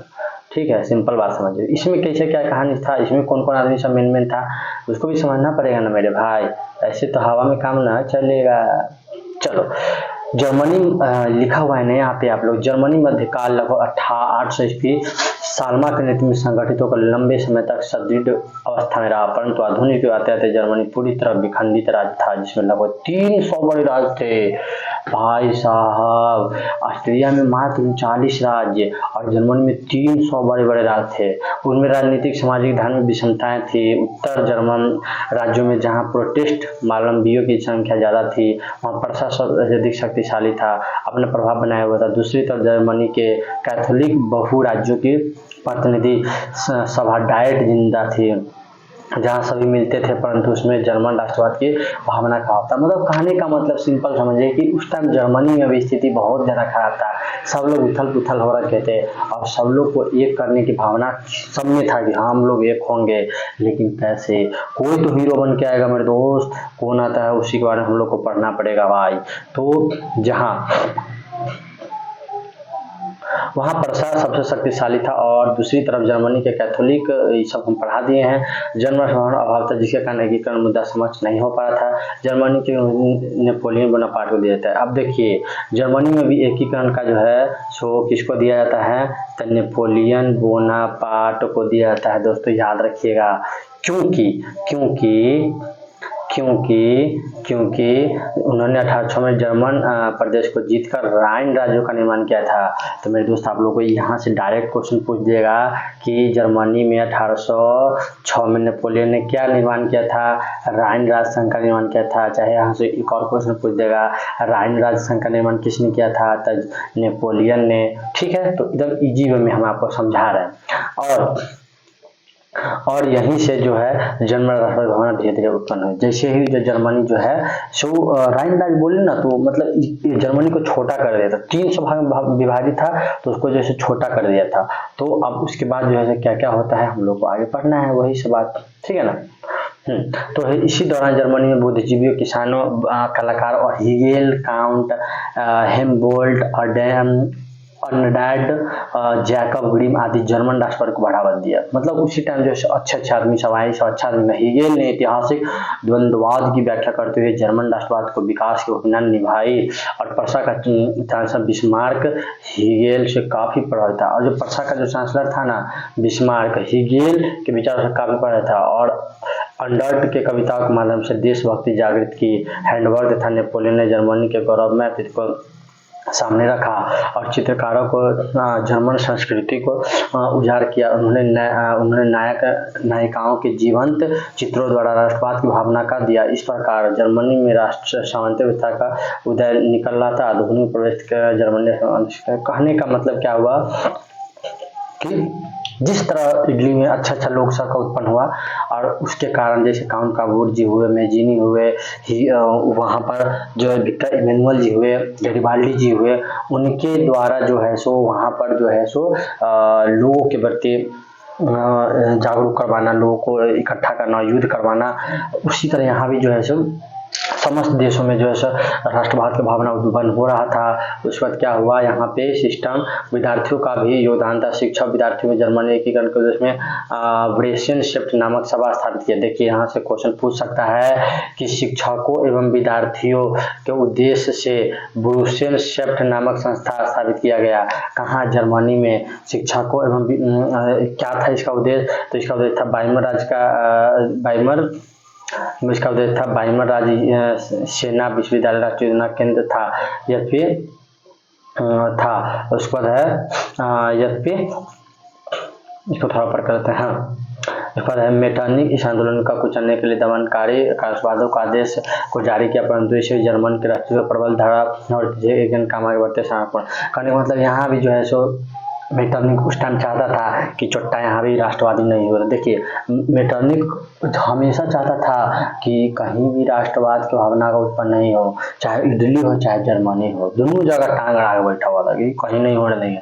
सिंपल राष्ट्रवाद का भावना का मतलब क्या था, राष्ट्रवाद का भावना का मतलब ये था कि अगर सब में राष्ट्रवाद की भावना उत्पन्न होता है तो सब लोग अपने हिसाब से जिएगा, अपने हिसाब से जिएगा तो राजा की बात मानेगा नहीं, और राजा की बात मानेगा नहीं तो सब राजा को भगा देगा, तो लोकतांत्रिक व्यवस्था का जन्म हो जाएगा। और वो लोकतांत्रिक व्यवस्था चाहता ही नहीं था ऑस्ट्रिया के चांसलर, ठीक है। तो आगे हम लोग पढ़ेंगे मेटरनिक जो था इस परिप्रेक्ष्य में एकीकरण के आर्थिक परिस्थितियों की निर्मित हुई। 1834 में जर्मनी व्यापारियों को व्यापारिक समानता के लिए पर्सा में नियंत्रित जालबेरिन नामक संघ बनाया गया। तो देखिए आप लोग को जालबेरिन एक व्यापारिक संस्था है, याद रखिएगा जालबेरिन, ठीक है, बनाया गया, जिसके विषय में कहा जाता था कि इस संघ में जर्मनी क्षेत्र में आदतों को कुचल कर राष्ट्रवादी प्रवृत्ति को बढ़ावा दिया और इसके बावजूद जर्मनी राष्ट्र को संगठित नहीं हो पाया। तो फ्रांस में 1830 क्रांति से जर्मन कुछ हवा जरूर दी। कहने का मतलब है कि वहाँ पे है सो मतलब राष्ट्रवाद भावना का उदय हुआ तो लोगों के प्रति जो है सो मतलब आया कि हम लोग भी अपने देश को, जर्मनी को जो है एकीकरण करेंगे और सब लोग अच्छे से रहेंगे। तो उसके लिए एक व्यापारिक संस्था भी बनाया गया जिसका नाम था जालबेरिन। तो उससे थोड़ा बहुत लोगों को हेल्प मिला, लेकिन फिर भी जो है सो वहाँ के लोग में राष्ट्रीय भावना नहीं हुई। फिर हुआ 1830 से क्रांति हुआ था उस टाइम जर्मनी में, फ्रांस में। तो वहाँ से लोगों को सीख मिला कि नहीं, फाड़ के रख देंगे, आगे बढ़ते हैं। आगे हम लोग 12 के बाद 13वां स्लाइड पर बढ़ेंगे। तो चलिए 13वां स्लाइड कहाँ से आएगा, तो 13वां स्लाइड आएगा आपको यहाँ से, ये रहा 13वां स्लाइड, ठीक है। तो इसको भी जूम कर लेते हैं मेरे दोस्त, टेंशन क्यों लेते हो। अब यहाँ सब लोगों को पढ़ना पड़ेगा कि सेक्शनी होने पर आदि राज्यों में लोकतांत्रिक विद्रोह होने लगा, परंतु पर्सा और ऑस्ट्रेलिया ने मिलकर इसे भी कुचल डाला। मतलब कि जो भी होता था ना, प्रसा और ऑस्ट्रेलिया मिलकर फिर जो है सो उस टाइम जो है सो जर्मनी को इसको कुचल डाला। फिर उसके बाद क्या हुआ, आपको पता है कि फ्रांस में 1848 का क्रांति हुआ कि नहीं, तो फिर वहां से भी इसके अंदर में आया। 1848 क्रांति जर्मन राष्ट्रवाद को एक बार फिर भड़का दिया, दूसरी तरफ क्रांति मेटरनिख को क्रांति कर दिया था। और इसी समय जर्मनी राष्ट्रवादियों को मार्च 1848 में पुराने संसद सभा फ्रैंकफर्ट को बुलाया गया। ठीक है, तो फ्रैंकफर्ट की सभा कब बुलाया गया, 1848 ईस्वी में, याद रखिएगा। फ्रैंकफर्ट की सभा कब बुलाया गया, 1848 में, सभी लोग याद रखिएगा। फ्रैंकफर्ट की सभा कब बुलाया गया, 1848 में, सब लोग याद रखिएगा। और यहाँ जहाँ जर्मन निर्णय लिया गया कि पर्सा का शासक फ्रेडरिक विलियम जर्मन राष्ट्र का नेतृत्व करेगा। मतलब कि 1848 में पुराने संसद की सभा को बुलाया जब गया ना, यहाँ पर निर्माण किया क्या कि पर्सा का शासक फ्रेडरिक विलियम जर्मन राष्ट्र का नेतृत्व करेगा। कहने का मतलब है शासक पर्सा का, जर्मनी चलाएगा वो। क्या बताया, मुझसे गाली निकल रहा है मेरा। और इसी के अधीन समस्त जर्मन राज्यों को एकीकृत किया जाएगा। साथ ही लोकतांत्रिक वैधानिक सिद्धांत को अपनाया जाएगा। परंतु फ्रेडरिक जो एक निरंकुश विचारधारा था, अपनी व्यवस्था को मानने से इनकार कर दिया। देखो वो जो है सो फ्रेडरिक ये सब काम बोला कि ना ना ना, फ्रांस में ये सब काम नहीं होगा, सो हम लोग अपने हिसाब से, वो पगला था फ्रेडरिक याद रखिएगा। फ्रेडरिक को बनाएगा ना, तो फ्रेडरिक बोला कि नहीं बाबू, हम अपने हिसाब से जिएंगे, मस्त जिंदगी, राज व्यवस्था रहेगा। ठीक है, और यह स्पष्ट ऑस्ट्रेलिया के संघर्ष में आलोचना चाहता था। जर्मनी के कुछ दक्षिणी एकीकरण के प्रस्ताव का विरोध किया। इसी का तीव्र एकीकरण विरोध हो गया और जर्मन विद्रोह की स्थिति पैदा हो गई और जिसे ऑस्ट्रेलिया पर्सा के मिलकर दबा दे। मतलब जो भी कुछ होता था जर्मनी वाला चाहता था, जिस तरह वहां ज्यादा है ना, दूसरा तरफ में इटली का एकीकरण हुआ, यहाँ भी सिस्टम वही, झगड़ा हो रहा है दबा दिया जा रहा, हो रहा है दबा दिया जा रहा, हो रहा है दबा दिया जा रहा। सिंपल बात। अभी तक आपने देखा कि जर्मनी का वही हाल है, 3 स्वराज्य में विभाजित है। लोग कोशिश कर रहा है तो उसको दबा दिया जा रहा है, बहुत लोग कोशिश कर रहा है दबा दिया जा रहा है। आगे का कहानी क्या है पढ़ते हैं। फिर अगला में होता है कि पर्सा अब समझ चुका था कि जर्मनी के एकीकरण उसी के नेतृत्व में हो सकता है, इसलिए उसने सैन्य शक्ति बढ़ाना शुरू कर दिया। इसे फ्रेडरिक को देहांत होगा, उसके भाई विलियम पर्सा का शासक बना। मतलब जैसे ही फ्रेडरिक मर गया तो उसका भाई विलियम है पर्सा का शासक बना। विलियम राष्ट्रवादी विचारों का पोषक था, उसके सुधारों पर जर्मन में औद्योगिक क्रांति की हवा तेज हुई, साथ ही आधारभूत संरचना का सुधार, जर्मन राष्ट्रों में एकता में सूत्र बांधने का प्रयास तेज से हुआ। विलियम को एकीकरण के उद्देश्य को ध्यान में रखना महान कूटनीतिक बिस्मार्क को अपना चांसलर नियुक्त किया। तो याद रखिएगा मेरे भाई, अब आगे अपना एक मेन आदमी बिस्मार्क। तो बिस्मार्क का पावर देखिएगा आप, ये पावर हमारे पास तो बॉडी नहीं है, फिर भी बिस्मार्क का बॉडी देखेंगे क्या है पावर। तो छोटा फ्रेडरिक मर गया, वो तो अच्छा काम हुआ। फ्रेडरिक मरा तो उसका भाई बना पर्सा का शासक बना विलियम। और विलियम जो है सो राष्ट्रवादी, वो अच्छा लिखा था, वो चाहता था कि जो अच्छा हो। तो उसके टाइम में जो है सो जर्मनी में सब कुछ ठीक ठाक चल रहा था। और क्या काम किया उसके बाद जो है सो विलियम एकीकरण के उद्देश्य ध्यान में रखकर महान कूटनीतिक बिस्मार्क को अपना चांसलर नियुक्त कर दिया। चांसलर बोला कि आप तुम भी जो है सो हमारे यहाँ काम करो, आप सही ढंग से सब कुछ करना। ठीक है दोस्तों, आगे हम लोग बढ़ेंगे 14वां स्लाइड पे। ये रहा 14 स्लाइड और आप देखिए बिस्मार्क भैया आपने क्या मस्त है बुढ़ाऊ, अरे बाप रे बुढ़ाऊ नमस्ते। अब थोड़ा सा धुंधला, इससे तात्पर्य था कि सैनिक उपायों से जर्मनी का एकीकरण संभव था, जिसे अपने देशों में अन्य सैन्य लागू कर दिया। कालांतर में 1830 में ऑस्ट्रेलिया का पर्सा संधि विरोध शुरू हुआ, जिसे पर्सा के जर्मनी का एकीकरण नहीं किया था। इसी कारण पर्सा ने जर्मनी एकीकरण की भावना पे जोर पकड़ने लगी। कहने का मतलब है सिंपल बात, जब बिस्मार्क आया ना तो जैसे पर्सा तो एकीकरण जर्मनी के एकीकरण जो है सो थोड़ा सा तेज होने लगा। तो याद है ना बाबू, गैरिबाल्डी भैया कहाँ, इटली में, कितना मतलब कि लास्ट में सब कुछ करने के बाद विक्टर इमैनुअल को दे देता है सब कुछ। अब यहाँ पर बिस्मार्क, देखते हैं बिस्मार्क जर्मनी में क्या गर्दा उड़ाता है। देखिए बिस्मार्क ने अपनी गतिविधियों से पर्सा का सुदृढ़ीकरण किया और इसके कारण पर्सा ऑस्ट्रेलिया के बीच मायने में कम नहीं था। बिस्मार्क ने ऑस्ट्रेलिया के साथ मिलकर 1834 में शेल्विक और होल्डिंग राज्यों के मुद्दों को लेकर डेनमार्क आक्रमण कर दिया, क्योंकि डेनमार्क का नेतृत्व था। जीत के बाद शेल्विक पर्सा ने अधीन हो गया और हेल्डिंग ऑस्ट्रेलिया के पास हो चुके। इन दोनों राज्यों के जर्मन संख्या अधिक थी, अतः पर्सा ने जर्मनी राष्ट्रीय भावना पर भयंकर का विद्रोह फैला दिया, जिसे कुचलने के लिए ऑस्ट्रेलिया की सेना पर्सा के क्षेत्र पर पार करने जाना था और पर्सा के और ऑस्ट्रेलिया को ऐसा अन्य ऑस्ट्रेलिया को ऐसा से निषोध दिया। अतः यद्यपि बिस्मार्क नीति के अंतर्गत ऑस्ट्रेलिया का युद्ध करना असंभावित था, परंतु वह ऑस्ट्रेलिया के आक्रमण का साबित करना चाहता था। तब पूर्व में ही उसने फ्रांस का समझौता कर लिया था। ऑस्ट्रेलिया फ्रांस युद्ध में फ्रांस तटस्थ रहे, इसके फ्रांस और कुछ क्षेत्रों देने का वादा किया था। बिस्मार्क ने इटली के साथ विक्टर इमैनुअल से भी संधि कर ली थी। ऑस्ट्रेलिया के अनुसार इटली ऑस्ट्रेलिया को आक्रमण किया और अपने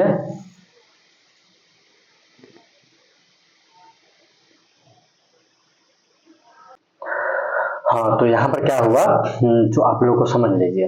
देखिए, या फिर बिस्मार्क जो था ना, बिस्मार्क ऑस्ट्रेलिया से युद्ध करने में नहीं जीता, उसको पता था ये बात, लेकिन वो फ्रांस से जाके समझौता कर लिया। बोला कि फ्रांस भैया देखिए, उसी की तरह, किसकी तरह, यहाँ का बिस्मार्क जो है सेम टू सेम जो है सो, जहाँ वो भी वहाँ पर काम किया था जर्मनी थी इटली के युद्ध में, कि फ्रांस से जाकर के हाथ मिला लिया था। यहाँ भी सेम सेटअप फ्रांस से हाथ मिला लिया था और कुछ क्षेत्रों देने का वादा कर लिया। बोला कि आप जो ऐसे युद्ध होगा तो बोलिएगा नहीं, बिस्मार्क बोल दिया उसको, ठीक है। और विक्टर इमैनुअल से संधि कर ली, जिसके कारण ऑस्ट्रेलिया पर युद्ध में ये ऑस्ट्रेलिया क्षेत्र करना चाहता था। अतः अनुमान 1866 में ऑस्ट्रेलिया सोडावा के युद्ध घोषणा हुई। मतलब कहने का मतलब है ऑस्ट्रेलिया ने 1800 में प्रसा के खिलाफ सोडावा के युद्ध कहेगा। सोडावा के युद्ध कब हुआ? सोडावा के 1866 में कहेगा। क्वेश्चन पूछेगा बाबू, हमारे यहाँ से वो क्वेश्चन मेन बनेगा। ऑस्ट्रेलिया ने 1866 में प्रसा के खिलाफ सेडोवा के युद्ध की घोषणा की। तो क्वेश्चन पूछेगा कि ऑस्ट्रेलिया और प्रसा के बीच कौन सा युद्ध हुआ था? सेडावा का युद्ध। सेडावा का युद्ध कब हुआ? 1866 में। ये सब क्वेश्चन पूछ देता है, ठीक है, याद रखें उल्टा पुल्टा करके। और ऑस्ट्रेलिया दोनों तरफ युद्ध में फंसे बुरी तरह पराजित हो गया और इस तरह ऑस्ट्रेलिया का जर्मन क्षेत्र पराजित हुआ और जर्मनी वेतन के 2/3 पूरा हुआ। देख रहे हैं सिस्टम, उधरों से उसको भगाया, फ्रांस से भी उधर कान हो गया था इटली में, यहाँ भी काम हो गया, प्रसा से हारा गया। अब यहाँ पर बिस्मार्क जो है दिमाग लगा दिया, बोला कि आप बेटे कहाँ जाओगे, 15 स्लाइड पे आप पहले तुम। तो देखिए, एक पर एक आदमी सब दुनिया में जो अपने देश को मिलाने के लिए कुछ भी करते हैं, और एक आजकल के लुच्चे लफंगे लोग हैं, गांजेड़ी पीते हैं। शेष जर्मन में एकीकरण के लिए फ्रांस के साथ युद्ध करना आवश्यक था, क्योंकि जर्मन के दक्षिण रियासतों के मामले में फ्रांस का हस्तक्षेप था। और इसी समय स्पेन के राजगद्दी का मामला उभर गया, जिसमें जो है सो अब देखिए सब कुछ हो गया। ऑस्ट्रेलिया वाला भाग गया, बच गया फ्रांस वाला। क्योंकि बिस्मार्क तो फ्रांस का हाथ मिला लेता, समझ रहे हैं बात को, समझिएगा। बिस्मार्क फ्रांस से हाथ मिलाया हुआ था, तो अब उससे कैसे युद्ध करता? अब तो इसको टेंशन आ गया। और इसको जो है सो बिस्मार्क जो है पूरा जर्मनी को एक करना चाहता था, जैसे वहाँ का क्या बोलते इटली में करना चाहता था, वो सब मेजिनी वगैरह सब। तो यहाँ भी बिस्मार्क था भाई हीरो। अब देखा कि नहीं, अब फ्रांस का बारी है, फ्रांस को होगा अच्छा से। तब क्या हुआ कि जर्मनी के दक्षिण में क्या हो गया, आपको समझना पड़ेगा थोड़ा यहाँ पर कहानी। फ्रांस का हस्तक्षेप था और इसी में स्पेन राजगद्दी मामला उधर गया और पर्सा के राजकुमार स्वाभाविक दमनकारी था, परंतु फ्रांस ने इस दावे को खुद विरोध किया। फ्रांस ने इस में लिखित वादा मांगा। बिस्मार्क ने इस बात को तोड़ मरोड़ कर प्रेस को जारी किया। फलस्वरूप जर्मनी राष्ट्रवादियों का खुलकर विरोध करना शुरू हुआ, जिससे चीट कर 19 जून 1800 फ्रांस के शासक ने अपने पर्सा के खिलाफ युद्ध घोषणा कर दिया और सेडोन की लड़ाई में फ्रांसीसियों की जबरदस्त हार हुई थी। मतलब कि उन्हें जो है सो भीड़ गया, फ्रांस वाला जो है सो सेडोन से भुड़ गया और फ्रांस का जो है सो वहाँ पर जबरदस्त हार हुआ। और इस बार क्या हुआ, इस प्रकार सेडोन युद्ध से ही महाशक्ति का पतन, दूसरी महाशक्ति जर्मनी का उदय हुआ। समझ रहे हैं? सेडोन युद्ध में जैसे ही हारा तो फ्रांस वाला हारा, तो देखा कि आप तो फ्रांस हार लो, आप जर्मनी स्टार बनेगा। तो तत्पश्चात हुआ क्या, 1871 में फ्रैंकफर्ट की संधि हुआ। 1871 याद रखें, दूसरी बार। तदुपरांत 10 मई 1800 में फ्रैंकफर्ट की संधि द्वारा दोनों राष्ट्रों की शांति स्थापित हुआ। किसके? फ्रांस और सेडोन के युद्ध। याद रखिएगा, फ्रैंकफर्ट की संधि, फ्रांस और सेडोन, फ्रांस और सेडोन, फ्रांस और सेडोन। मतलब प्रसा के खिलाफ युद्ध की घोषणा कर दी और सेडोन की लड़ाई फ्रांसीसियों की जबरदस्त हार थी, ठीक है, प्रसा के खिलाफ। तो याद रखिएगा, यहाँ पर क्वेश्चन पूछेगा, नेपोलियन के प्रसा के खिलाफ युद्ध घोषणा हुआ तो फ्रांस के शासक प्रसा और फ्रांस में कब युद्ध हुआ था? 1870 में। ठीक है। कौन संधि के साथ समाप्त हुआ था? फ्रैंकफर्ट के शांति सम्मेलन के साथ। ठीक है। हारा कौन? तो फ्रांस। ठीक है, ये बात हमेशा आप लोग याद रखिएगा। और विश्व महाशक्ति का जर्मनी उदय हुआ और अंतोक्तवाद जर्मन केंद्र में राजनीतिक मंच स्थान पाया। मतलब कहने का मतलब 1871 तक इसका भी काम हो गया था। तो दोनों का एकीकरण यहाँ संभव हुआ। तो आप लोगों को समझ में आ गया होगा मेरे भाई, बिस्मार्क जर्मनी एकीकरण का मेन हीरो था, है ना। वहाँ 4 था, यहाँ अकेला था भाई ये। और इस राष्ट्रवाद सिर्फ 2 बड़े राज्यों का उदय ने सुनिश्चित नहीं किया, बल्कि पूरे यूरोप में राजनीतिक उथल पुथल हो गए। मूल रूप से राष्ट्रीय भावना, लोकतांत्रिक हंगरी, बोहेमिया, यूनान, स्वतंत्र आंदोलन इसी राष्ट्रवाद का परिणाम था। और इसी के प्रभाव में ओटोमन राज के पतन में कहानी अंतिम रूप बदल दिया और राष्ट्रवाद की भावना का उदय हुआ। सिंपल बात समझिए, ये 2 युद्ध से पूरा देश में जो है सो 2 एकीकरण हुआ, जर्मनी और इटली एकीकरण हुआ, पूरा इधर उधर हो गया। सब देश चाहता था ये अब हम एकीकरण करेंगे, हम राजतंत्र स्थापित हटा के लोकतंत्र लाएंगे। फिर उसके बाद छोटा मोटा आप लोगों को पढ़ना पड़ेगा, जैसे में यूनान में राष्ट्रीयता का उदय हुआ। उसके बाद क्या है ये चीज पढ़िए। इसी समय यूनानी राष्ट्रवादी आंदोलन देखा जाए, यूनान का अपना गौरवमय साहित्य रहा है, आप लोगों को भी पता ही है।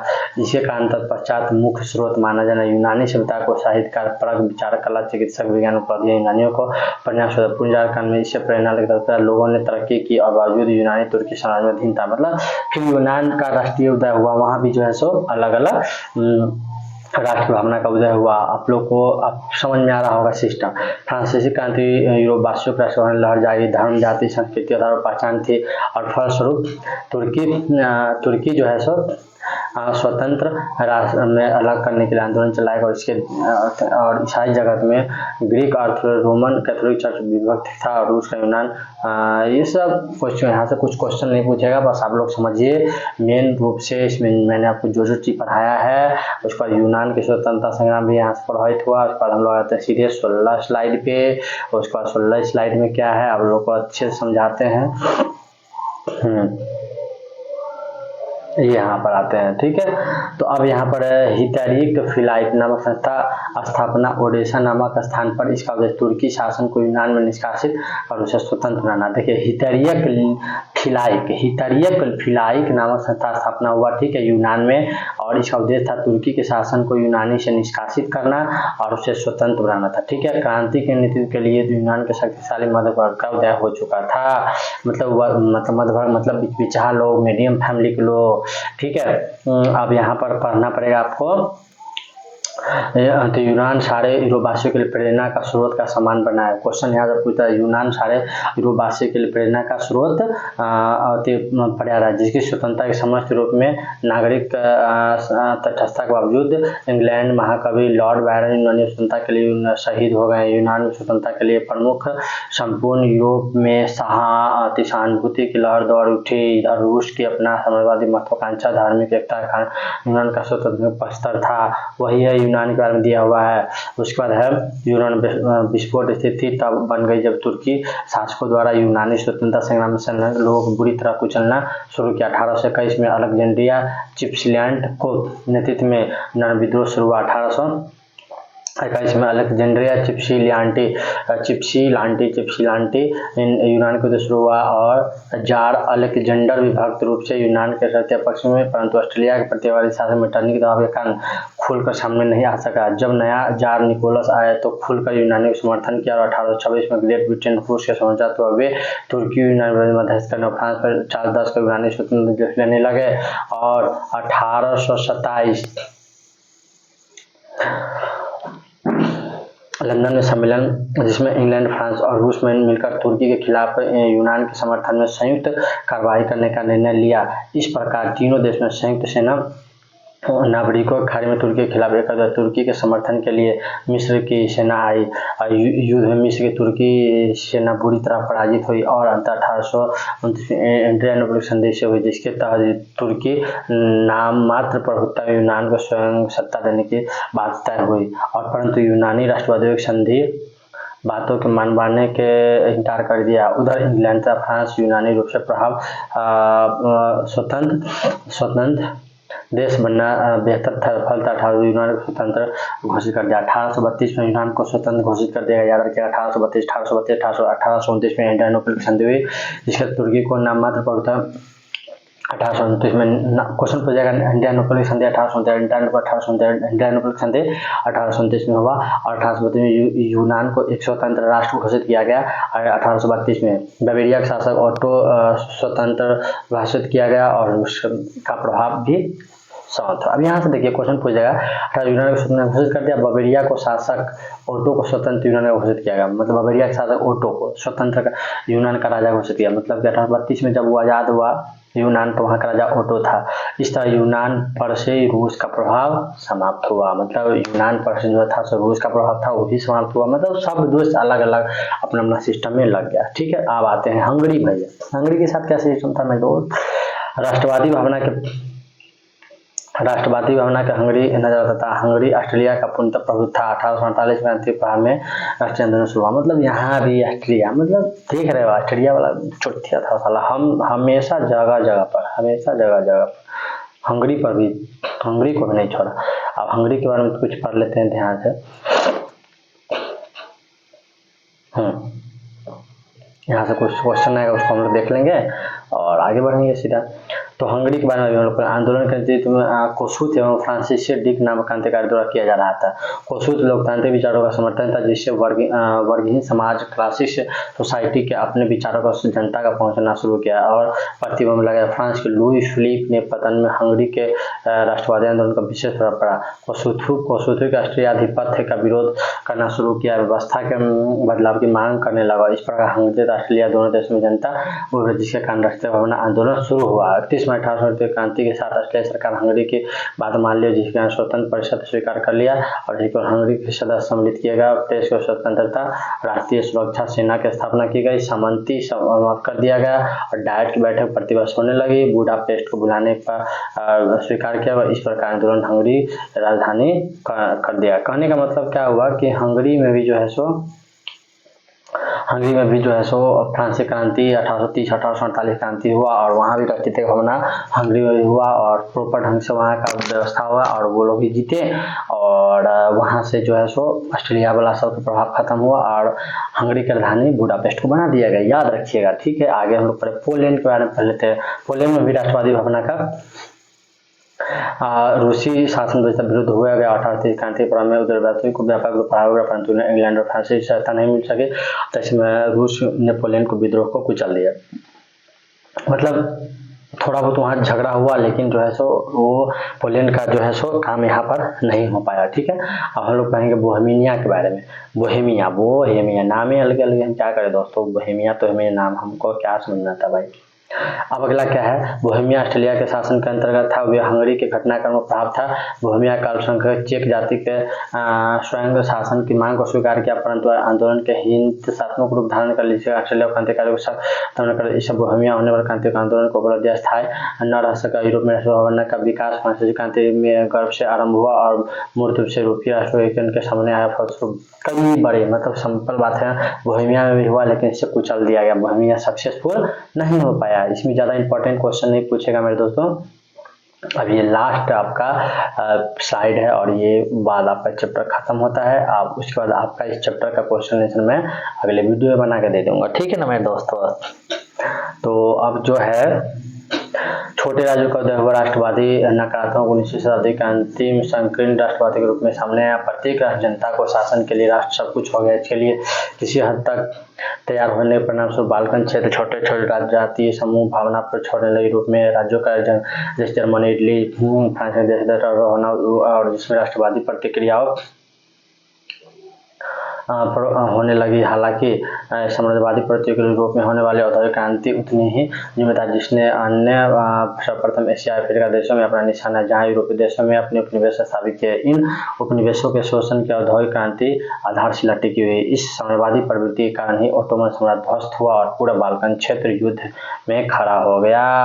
आगे और उसके बाद लिखा हुआ है यूरोप राष्ट्रवाद में इस दुष्प्रभाव यूरोप में ही नहीं बल्कि विश्व में जागरूक बना, जिसके कारण अफ्रीकी और एशिया उपनिवेश और विदेशी सत्ता के खिलाफ मुक्ति के लिए राष्ट्रीयता को लहर लगाई।